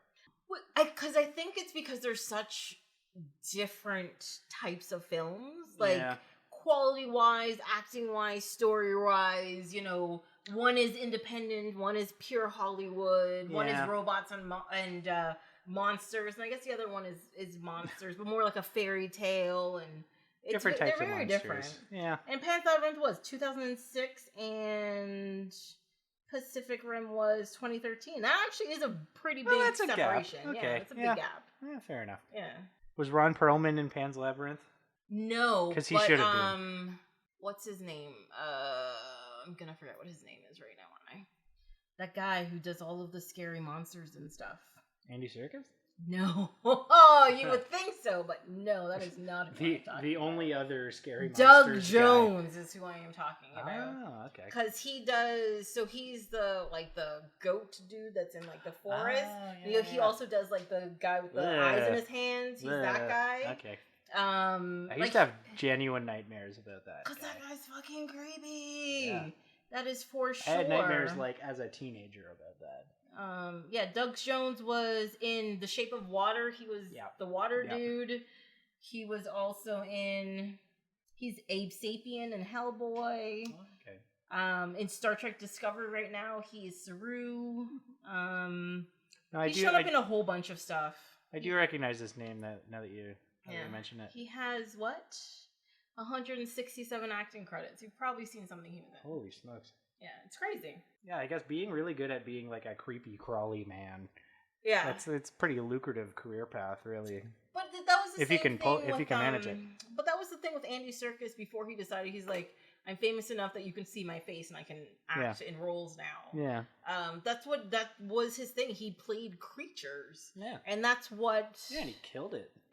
Yeah. And that's the thing with Doug Jones too. I guess because he's not a conventional looking individual, and he's also very tall and he's very lanky. He already has that kind of structure to be able to do the weird things, you know. So it works. Something else I noticed about Blade 2 that kind of made me rethink Blade itself is like in the opening few minutes we see like a streetcar drive by, and like it's for sure like a TTC streetcar. Like it straight up is. Like I don't think it takes place in Toronto. No, it takes place in the Czech Republic, if I remember correctly. I wouldn't be surprised if it was at least partially filmed in Toronto, or at least partially filmed in a place that has like the same model of streetcar. Oh, I did not pick up on that at all. Because yeah, it just like kind of like flies through the screen once, but it's like it's the same shape. It's red and white, and you know all the words are Greeked out, obviously. But yeah, and you know maybe I'm misreading this. Maybe I'm totally wrong, but it really did seem like it was a TTC streetcar. And then I thought about like what?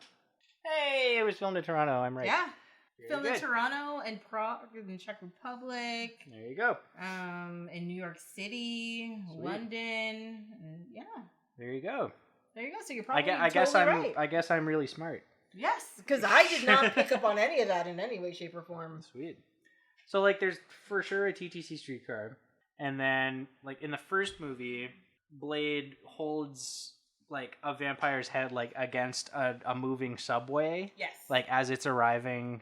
And, like, I think about that every single time I'm, like, the subway's arriving in the station. I'm like, I could just jump in front of here right now. Like, someone could push me from behind and I would be blown to bits. Because I always stand against walls in the subway. Yes. Yeah. No, for real. And at the start of Blade 1, he's driving this cool car all the time.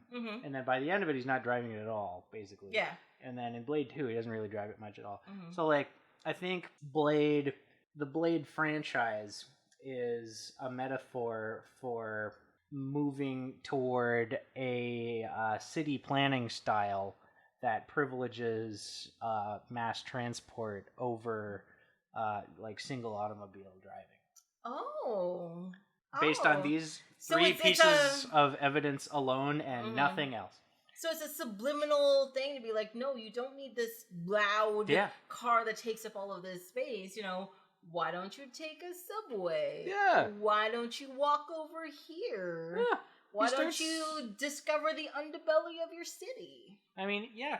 I mean, he's driving at the start of Blade, and then throughout the movie, he's like, man, I've been trying to sell this car forever. I don't really want to drive. It's stressing me out. It's expensive. Yeah. I got to pay for insurance. This city is riddled with crimes. My premiums are outrageous.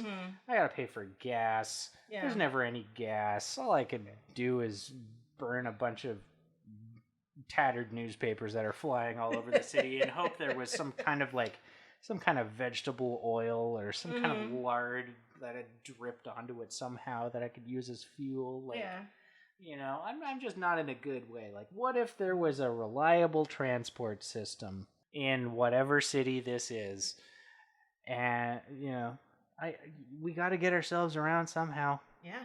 And there comes a train coming around the corner while you're being chased by vampires. You're like, boom!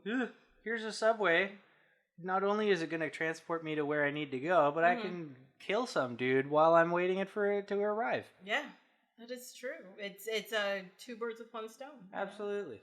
For sure. It's making the case for transit as like an offensive weapon as well as a public utility. Yes.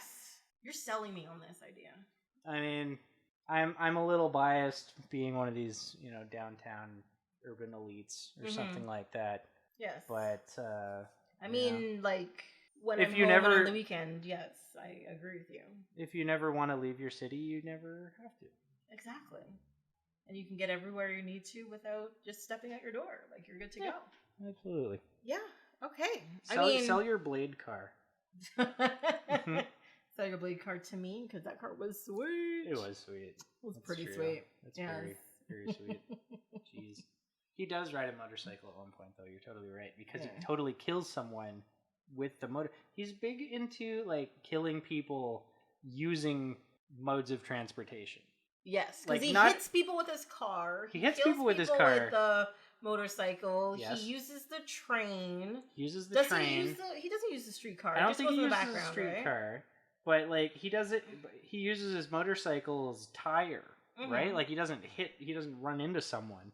In a similar way to how he held someone's face up to like the moving subway, he held someone's face up to the tire, and it just like wears it down. Oh, that's so cool. That's ballin' as fuck. Indeed. You know, and really again, it's, you know, it can be a metaphor for, you know, transit is, or you know, individual modes of transport, like you know, cars, they're killing us all. Yeah.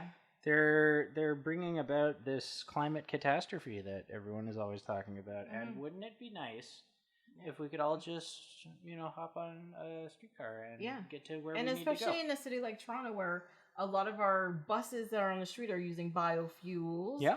Our trains are run on electricity, which is done by hydro. Yeah.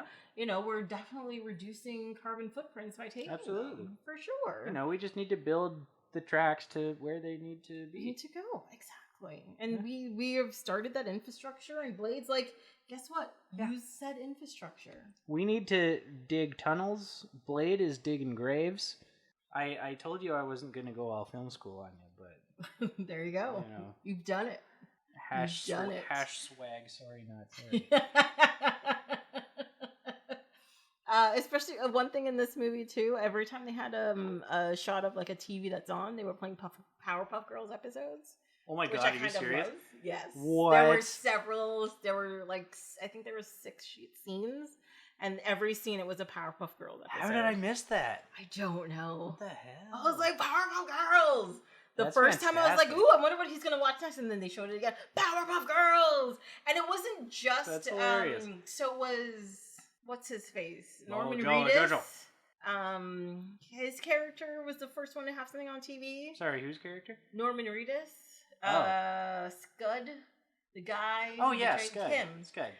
Yeah, he was the first one I saw. And then I was like, oh, maybe it's just a him thing. Yeah. Because they had it there. Then he had it on in his like van. And then they had it somewhere else. But then also it was one of the scenes where they were like in the club or something. And it's on one of the screens in the background. And I was just like, Powerpuff Girls! Imagine watching Powerpuff Girls in your van.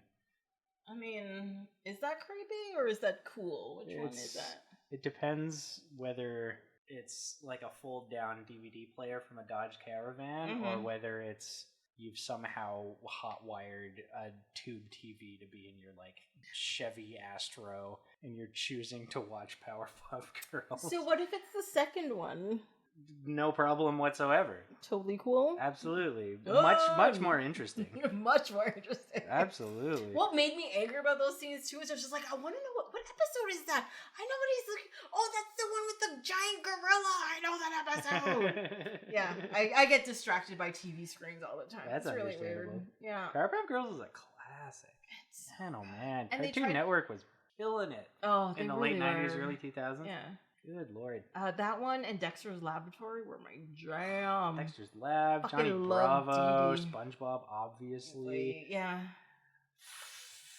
So many others. Just name cartoons that were out of that time period. There you go. Absolutely. It's fine. Like, it's just, ugh. And like we had to, watch these American cartoons like filtered through our CanCon system on YTV, where a certain amount of content that you see on any channel had to be Canadian, right? And even the Canadian content at the time was slaying. Yeah, like there was Angela good. Anaconda. That was a fantastic show. Yes. Like very kind of neat experimental animation, but like really good stories as well. I want to say Moto the Vampire was Canadian. That was pretty good. Actually, I think it was, yeah. Pepper Ann. Doug was American for sure, but like, Clutch. Was it Arth? One of those Pingu. I'm going to say Pingu. I think Pingu. I love Pingu. Yeah. Pingu's Quebecois, but still, it's amazing. I want to say, I think. Maybe it's just because it was always on TVO, but I want to say like Arthur was a US-Canada co-pro. Yeah, co-pro? Maybe we're stealing Valor from PBS. Right Maybe. I don't know. Anyways, we're just saying it was all good. That's all we're saying. So either way, it's a positive. It's positive. Okay? Just remember that. Absolutely. Yeah. And like, one thing that we should have brought up earlier was Blade's sunglasses, because I feel like they might need their own episode entirely. Oh, yeah. But, and I like the fact in the by the final scene, the final fight scene, he's always lost his glasses and gets it back just in time for that fight. Absolutely. And he'll kill someone and then like catch them in midair, and there'll be like a cut to him catching the glasses as and they then he fly puts off. them on. Yeah. And then that's when you're just like, oh, listen all you motherfuckers. And it's amazing. Sorry, it's like that was a reference to the final battle song that was Name of the Game by Crystal Method. That song is beautiful. I believe it. Yeah. I believe it. I hope you play a clip from it right now. Yeah, okay. If it's under 4 seconds, I think you can get away with it. Can I get away with it? I think so. Or maybe I might just put a link in the webpage to I might do that. Okay, yes. Yeah. No, his sunglasses are definitely the mustache of his eyes.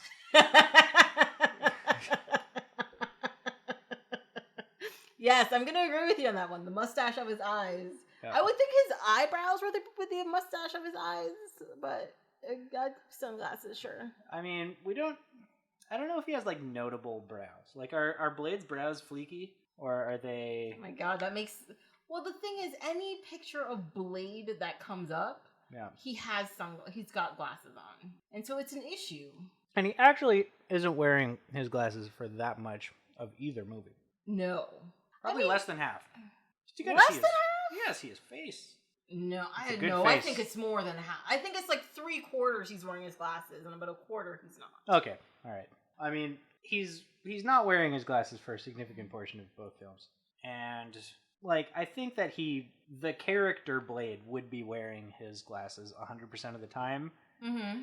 But in a Hollywood movie with like sexy Wesley Snipes, like you got to show off his face a little bit, right? Did you say sexy Wesley Snipes? Well, is Wesley Snipes not sexy? I mean, no.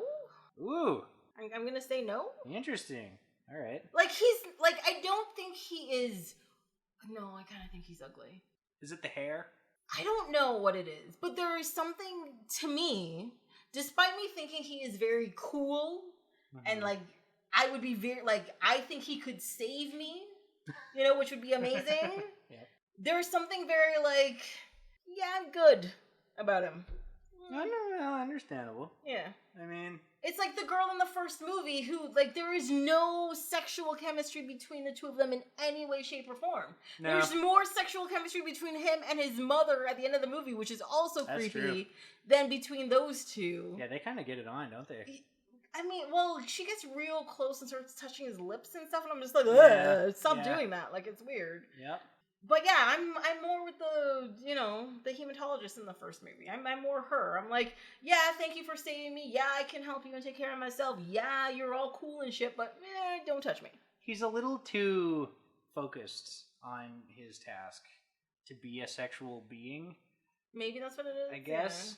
Yeah. I mean, just like objectively, like in a vacuum, looking at like a frame of the movie, Wesley Snipes is like looking good in this movie. Yeah, like he looks cool. Like, see, but looking good and looking cool are two different things. Like, he looks cool. I'm like, you're cool. Yeah. But if you're looking good, I'm just like, you're looking good. And I don't get that. Because then he has his shirtless scene in both movies. Of course. And he's ripped. I'm not saying he's not a fit man. I'm not saying he's not ripped or anything. But I'm just like, okay. He does kind of have like a RoboCop vibe. Maybe that's what it is. Like he seems not like a human being. Yeah. So it's not... It's like some kind of uncanny valley thing where you know that he's not like the same thing that you are. Yes. So therefore, he's sexually taboo. He's off limits. He's over he's there. Not interesting. He's other. Yes. Right. You know what? Yes. Okay. I would go with that. I can see that. Yeah. Because it's true. Like if I analyze it, I'm like, I don't know. I'm trying not to be mean. But at the same time, I'm like... I'm sure Wesley Snipes doesn't much care what you think of him. I'm sure, like... Probably, he's pretty secure in his... himself and his manliness. Yeah. Yeah, okay, I'm good with that. Yeah. So, I'm not going to worry too much. I don't want to speak for Wesley Snipes. Wesley, you let me know. If you want to come on this podcast and explain your sexuality to us... Yeah. Then... I mean, it's not my place to offer him a spot on your podcast, but... No, but I agree with you. I mean, I will offer him a spot on my podcast, and he's welcome to come here and try to smolder at me as much as he likes, and I will accept it. It's fine. It's all good. Fair play. Done. Yeah. Remember when Blade calls Ron Perlman an arsehole? I do. Not an asshole, but an arsehole. Which I thought was weird, because they dropped the F-bomb quite a bit in the movie, so it's not for ratings. Arsehole is like it's like an Irishism, isn't it? But is it because he thinks he's Irish? Is Blade Irish? No, he thinks Ron Perlman's Irish, because they're in... But he's German. Oh, is that what it is? His character's name is like Reichstag or something. Oh, that's right. What is it? Correct. Reinhardt. That's Reinhardt, yes. Not Reichstag. Two different things, yes. Not the same. But I don't know. Like, if it was, it would make perfect sense if he was like, "Oh, hey, Patty, like, get out of here, you arsehole." Mm-hmm. But like, it came off when I was watching it, just like arsehole is part of Blade's vocabulary. And like, I don't believe that Blade. Like, is there like a 3-year-old in the room that you had to like tone it down? I don't know.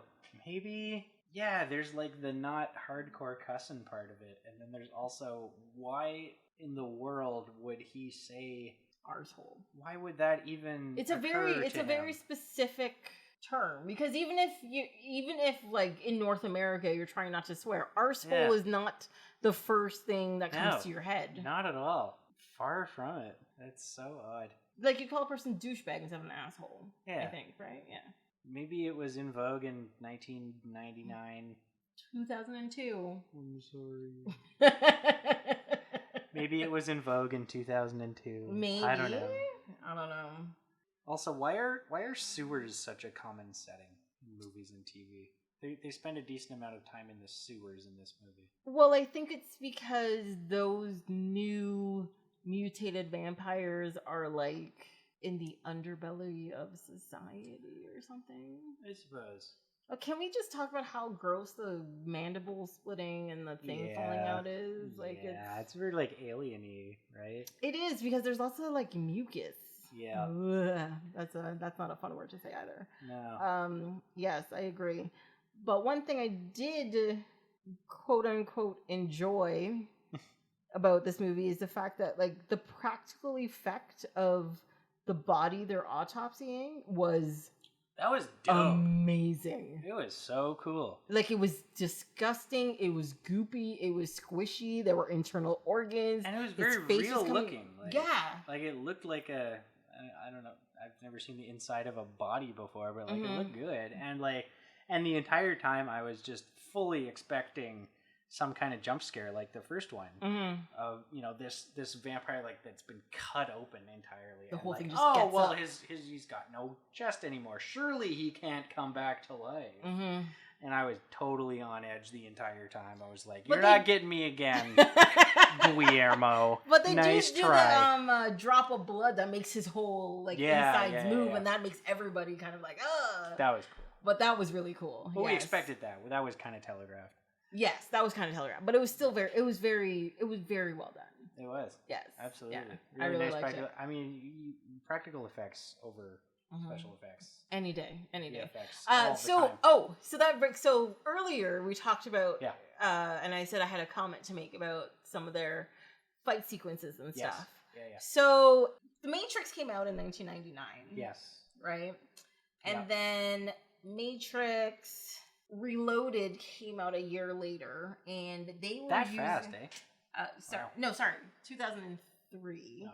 Okay. A year after Blade is what I should have said. Oh, okay. And one thing I noticed in it is that in Matrix Reloaded, which was not really used in the first Matrix movie, I don't think this was a technology that was perfected at that time. Okay. But by the time the second Matrix movie coming, they used they developed a software and a technology for their fight sequence called Perlman that they do with the fight sequences and stuff. Oh, okay. And so that was like, especially in the scenes where Agent Smith comes out and like 800 of them show up and they're going through that whole fight sequence and stuff. Right. That's the Perlman technology that they were using. Okay, cool. And the thing is, in this movie, that there are sequences in it that remind me specifically of that. Like they were testing out this software to do some of these fight sequences. And it's very clear in it. Like all of a sudden the bodies get more fluid almost looking. Yeah. You know what I mean? Yeah. No, I had definitely noted, like, when I was watching the second one in particular, that, like, this is clearly, like, a post-Matrix universe that we're living in. Yes. Where, you know, fight scene, like, just, like, hand-to-hand combat scenes are way zanier than they normally are. And there's these crazy, you know, changes of perspective and, like, big jumps and all this. You think that could have been done before, but, like, they just looked, they looked more Matrixy in that movie than they did in Blade. Yeah. And I don't know what Matrixy necessarily means. It's kind of like, I think you'd kind of know it when you see it. When you see, exactly. Like, the scene where, for example, where the vampires are first coming into, like, Blade's, like, lair or whatever. Yeah. And they're on the roof and they're, like, acrobating across the ceiling, for example. Like, there's that scene. And when they land in front of the big, what is it? They call them god lights or whatever, which is just, like, UV lights or whatever to kill them. And they're fighting in front of that, and then it fully gets all kind of animation-y, obviously. It's like those sequences where you're just like, oh, wow. You can see the difference, but it's still very cool looking, you know? And it's like, it automatically was like, oh my god, that's this technology. I know what that is. I know Kung Fu. Whoa. Yes. Absolutely. So yeah, that was my comment that I wanted to mention later, which I did. There we go. What's been on my mind this whole time, and we haven't talked about Chris Christopherson nearly enough, because that is true. His name actually hasn't come up as yet. Because not only is his name kind of funny, even by itself, not even knowing who he is. I think his parents were lazy. Or not especially creative, anyhow. And you know, he's this musician guy who was a very successful musician guy, and then decided that he was an actor now, which happens. Fair enough. True, yeah. Fair enough. You gotta, you know, sometimes you gotta pivot. We've all experienced change in our lives, and you know, if he pivoted to roles like this, you know, a supporting, you know, actor, grizzled, you know, veteran kind of guy, knows the way of the world, like imparts wisdom on, you know, not Blade necessarily, but like his companions, that kind of thing, teaches them how to do it. If he's that guy, then like that's who I would expect Chris Christopherson to play in a movie. Okay, yeah. And you know, I don't know much about the rest of his career, but there's this trailer on YouTube that I really want everyone to watch. If there's one takeaway from this podcast, it's please go watch the trailer for Best Friend from Heaven, which also seems to be called God's Best Friend. It seems like it has two titles. Okay. Anyway, it's this wacky movie. It's like a talking animal movie. It's like a family coming back together, sort of coming of age movie. And it stars Chris Christopherson as a talking dog.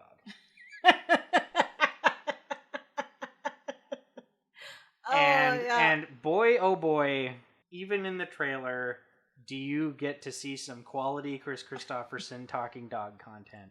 Holy smokes. I don't remember any lines that he actually speaks other than, hey, it's me, I'm back, and I can talk now. Which is very special. Wait. Do you think he needs more than that to sell this? I mean, it's all you need to know. Like that's his, you know, opening sequence of Blade 2 exposition moment. You know, you could have cut Blades down to, hey, it's me, I'm back, and I'm still Blade. That's true, and then he'd be set. But even when Chris Christopherson comes back into the second Blade movie, he could have just woken up and said that and it'd been fine. More or less. Hey, it's me, I'm back, and I can still talk. Yes, I am. Also, talking about the fact that, like, he comes back, so when Blade finds him, he's in this, like, tank of blood or whatever. He opens it. Very cool tank of blood. Yeah, he opens it, and he's leaning, but he's attached to it with, like, cables or wires or tubes or whatever you want to call it. Yeah. And then Blade cuts them and just lets him fall face first onto the ground instead of catching his friend that he spent years looking for. First of all, it doesn't feel nice to, like, hit your face on the ground. Second of all, like, maybe there's some, like, tube that's, like, hooked up to life-giving juice. Yeah. Or something that's allowing him to live in a big pool of blood. Yeah. Like, I got nothing, but I just thought it was mean he let him hit the ground. Yeah. I don't know. Maybe that's how you treat your old battle combat buddy. Unless they come back to life as a dog. That's true. Mm-hmm. I would never let a dog's face hit the ground. Yeah, because they're beautiful creatures. Absolutely. Yeah. Dogs don't belong in vats of blood. No. That's not right. No. They belong frolicking in fields and being happy and stuff. They belong helping their former owners patch things up with their fiance so that they can get married at the end of the trailer. Yes. Yeah. Yes. Totally agree.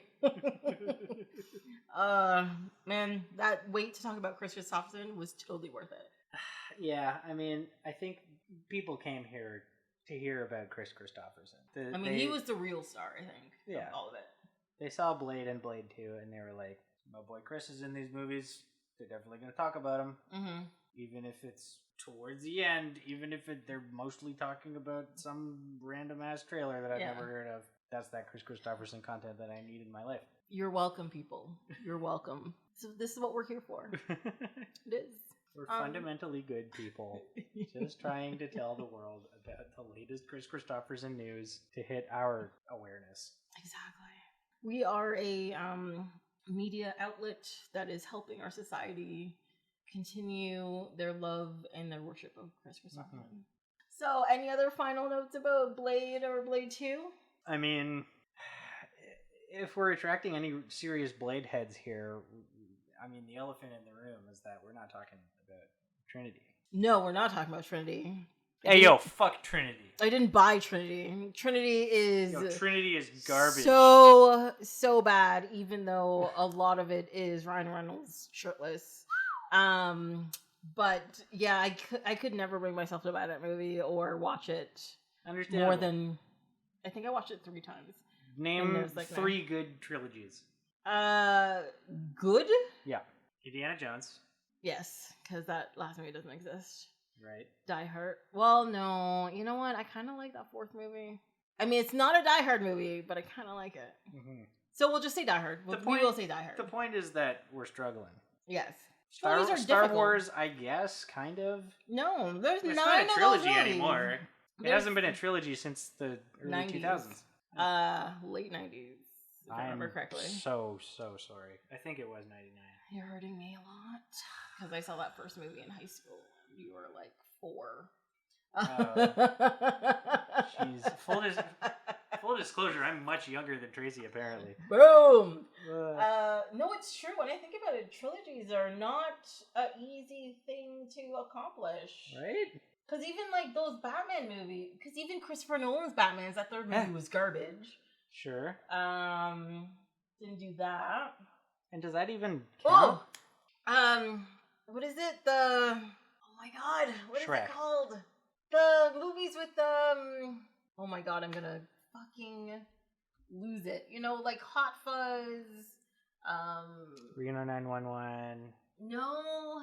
No? Did you say Reno 911? 9/11. No. Reno 9/11. Oh, jeez. Oh, Simon Pegg and Who's It's movies. That's who I'm thinking of. Yeah. Simon Pegg, yeah. Hot Fuzz, Shaun of the Dead, and At World's End. What is it? The Coronado, the Coronelli, the Cora something trilogy? I have no idea what you're talking about. Really? I've heard of these movies. I didn't know that they were trilogized. Trilogy. What is it called? Being a bad Anglophile right now. I am being horrible at this. Oh my! Because in the movie they eat a certain ice cream every movie, and it's part of the trilogy, and it's called this ice cream cone thing. Oh my god! Cornetto? Is it Cornetto? I think that's ice cream cone. in like Italian or something? Cornetto trilogy. Hey! That's what I'm thinking of. Yes. All right. Woo! Yeah, that is a really good trilogy. All right. 3 of those movies are glorious and beautiful. All right. And I hate myself for not remembering that right off the bat. Cornetto trilogy, and yeah, this is difficult. Oh my god. I mean, you've basically proven that trilogies are all wonderful, actually, and we really should have talked about Trinity.